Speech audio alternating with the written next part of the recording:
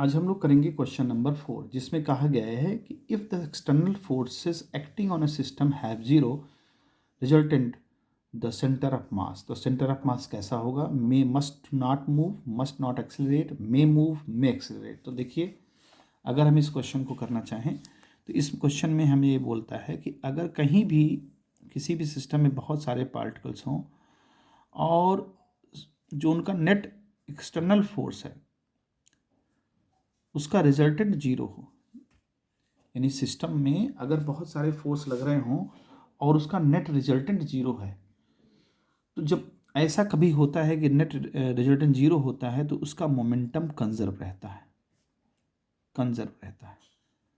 यानी कांस्टेंट रहेगा। तो मोमेंटम होता है, मोमेंटम दो चीज़ों से मिलकर बनता है, मास इंटू वेलोसिटी। अगर हम सभी का सेंटर ऑफ मास, मतलब सभी पार्टिकल्स का सेंटर ऑफ मास m ले लें और उसकी वेलोसिटी vcm ले लेते हैं तो उसका मोमेंटम जो है कंजर्व रहेगा।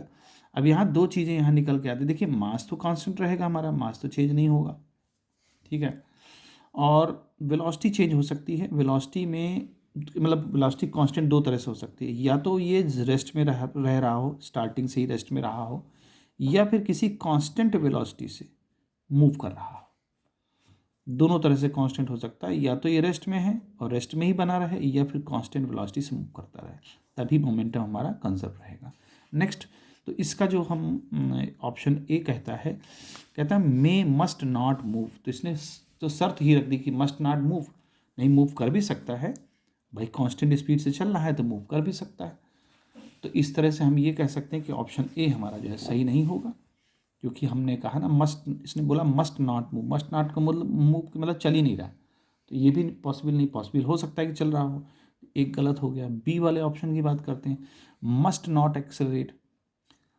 देखिए, हाँ, ये तो निश्चित बात है, एक्सेलरेशन नहीं होना चाहिए, कांस्टेंट होना चाहिए, वेलोसिटी कांस्टेंट होनी चाहिए।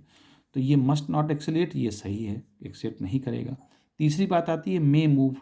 हाँ, तो मूव कर भी सकता है किसी स्पीड से, मान लीजिए कांस्टेंट स्पीड से जा रहा है तो मूव भी कर सकता है, तो ये भी ऑप्शन सही होगा। डी वाला कहता है मे एक्सेलरेट, नहीं, गुंजाइश ही नहीं एक्सेलरेशन की, नो एक्सेलरेशन, तो इसलिए डी वाला ऑप्शन भी गलत हो जाता है। तो चारों ऑप्शन में आपके बी और सी वाले ऑप्शन सही होते हैं। तो इस तरह से इस क्वेश्चन को परफॉर्म करेंगे।